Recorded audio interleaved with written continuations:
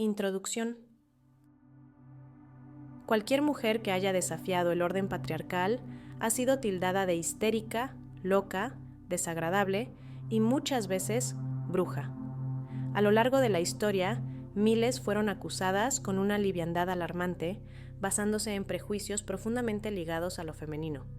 Ya entrada la modernidad, jueces, teólogos y eclesiásticos, con gran imaginación para la ficción, promovieron una feroz represión contra las mujeres, convencidos de que la brujería representaba una nueva y peligrosa amenaza. No se trataba de una secta como las ya conocidas, sino de algo inédito para la cristiandad. Hoy, gracias a nuevas generaciones de investigadores, se trabaja en recuperar las voces de miles de mujeres silenciadas en los libros de historia. Es fundamental conocer esta faceta de nuestro pasado y reconocer su impacto. Por eso me propuse recorrer distintos periodos históricos para demostrar que el poder de las brujas en la sociedad fue real y dejó huella en decisiones clave de quienes acudieron a ellas. Si bien muchas quedarán fuera de esta edición, intentaré dar identidad a las más influyentes, pero no puedo dejar de mencionarlas: la pitonisa de Endor, Medusa, Juana de Arco, las brujas de Pendle, entre otras. Cada una, a su manera, desafió las estructuras establecidas y dejó una huella que merece ser analizada y reivindicada. Seguramente en futuras ediciones amplíe aún más este horizonte. El libro reúne una compilación de biografías acompañadas de un análisis historiográfico accesible para lectores no especializados en el ámbito académico. Mi objetivo es que estas páginas inviten a la reflexión sobre el pasado y el presente, con la esperanza de que el futuro sea tanto prometedor como revolucionario. Es crucial que se discuta sobre estas figuras históricas relegadas hasta ahora a los márgenes del análisis. Cada una de ellas desempeñó un papel en distintos procesos históricos, siempre desde un espacio sombrío, oculto, pero con una influencia innegable. ¿Cómo lograron las brujas moldear y afectar a figuras de poder desde posiciones que en apariencia eran secundarias? Al revisar los documentos, la respuesta se vuelve evidente. Su impacto fue mucho mayor de lo que la historia oficial ha reconocido. En los círculos académicos es bien sabido que, durante la Edad Media y la Edad Moderna, la figura de la matrona fue un pilar fundamental en las comunidades campesinas. Sin ser plenamente conscientes de ello, estas mujeres regulaban el control de la natalidad, influyendo en la disponibilidad de la futura mano de obra familiar. Su conocimiento sobre el parto superaba con creces el de cualquier otro integrante de la sociedad. Dominaban el uso de hierbas para aliviar el dolor, favorecer la concepción e incluso inducir abortos. El parto, en aquella época, era un misterio estrictamente femenino, y su saber se transmitía de generación en generación dentro de un círculo casi hermético. Por ello, no es casual que en la era moderna surgiera el estereotipo de la bruja como asesina de niños, una imagen que parece tener una conexión directa con esa figura de la partera. Su dominio sobre los secretos de la vida y la muerte las convirtió en blanco de sospecha y persecución, reflejando una profunda ansiedad social en torno al control de la reproducción y al poder femenino sobre la existencia misma. La historiadora Kate Dummich señala que el 58% de los actos de brujería atribuidos a mujeres tenían como víctimas a niños, mientras que, en el caso de los hombres, este porcentaje descendía drásticamente al 5,7%. En el siglo XVI, la crianza infantil era una responsabilidad casi exclusiva del ámbito doméstico y, por ende, de las mujeres. A partir de esto, la autora plantea una cuestión intrigante. ¿Podría percibirse la brujería contra niños como un enfrentamiento simbólico entre dos mujeres, la bruja y la madre de la víctima? Esta hipótesis sugiere que la violencia simbólica de la brujería no era solo una transgresión contra el orden divino o social, sino también una disputa dentro de los espacios femeninos, donde el control sobre la vida y la muerte se volvía un terreno de poder. Por otro lado, el escaso número de acusaciones contra hombres podría indicar que la sociedad no concebía la brujería masculina bajo la misma lógica. Si un hombre atentaba contra un niño, ¿se interpretaba acaso como una manifestación de su superioridad sobre una figura femenina subordinada? Esta diferencia en las dinámicas de acusación nos invita a reflexionar sobre los roles de género y la construcción del miedo en las sociedades premodernas.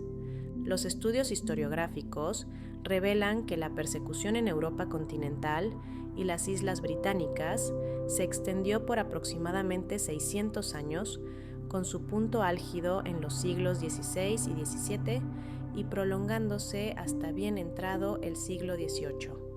En algunas regiones, el fin de estos procesos llegó relativamente temprano.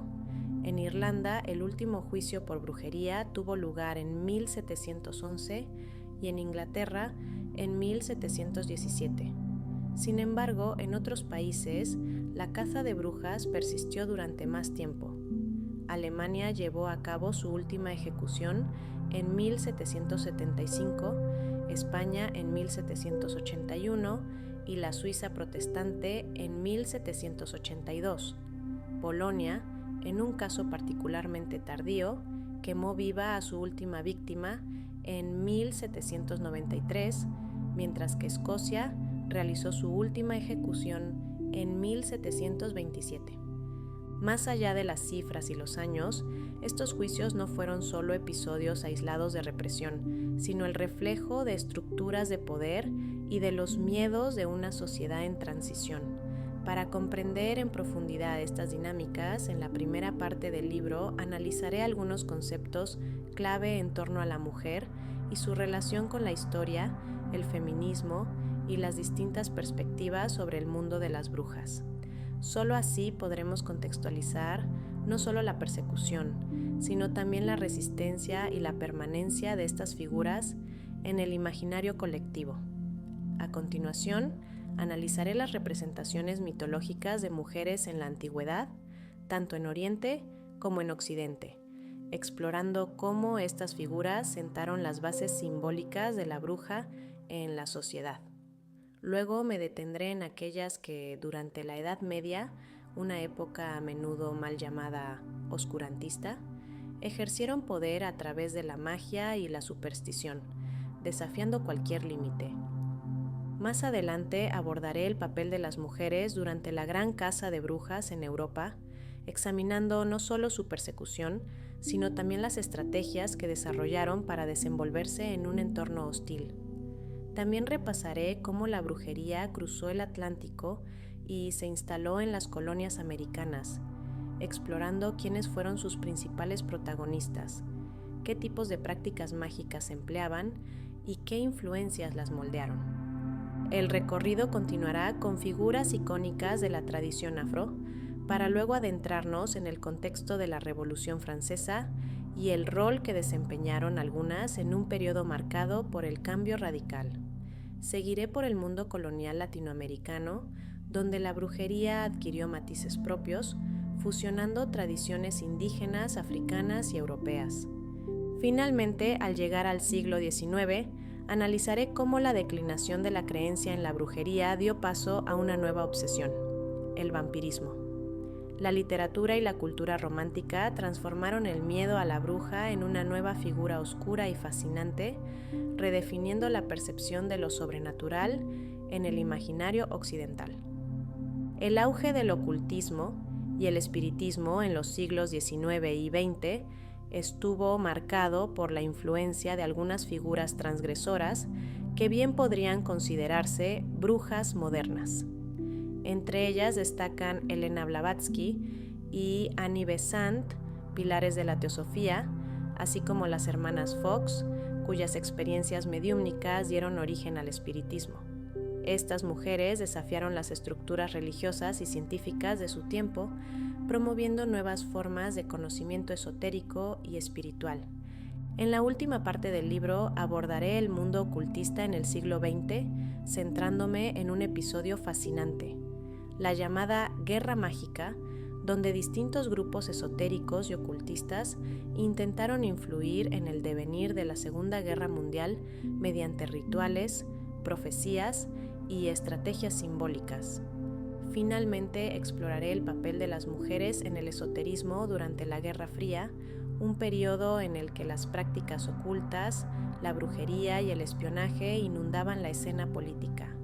Concluiré con un análisis de la santería en tiempos del chavismo en Venezuela, mostrando cómo la brujería y la espiritualidad, mucho más que en otros lugares, siguen teniendo un impacto en la sociedad contemporánea, desafiando y reconfigurando las estructuras de poder. El poder de estas mujeres radica en su conocimiento, muchas veces adelantado a su tiempo, algo que las fuentes historiográficas revelan con claridad. Aunque la historia ha hablado de algunas, rara vez ha resaltado su dimensión brujeril como un rasgo positivo, sino más bien lo ha hecho en relación a lo más vil del ser humano. Sin embargo, tras años de investigación, creo que ser una bruja en la historia ha significado, sobre todo, ser un sujeto de poder, no solo por manipular elementos materiales, sino por poseer un saber que resultaba inalcanzable o inaceptable para quienes las acusaban. Como señala Anne Barstow, la labor de la curandera rural y su equivalente urbana abarcaba tanto la magia como la medicina, áreas que interferían peligrosamente con el dominio de los sacerdotes.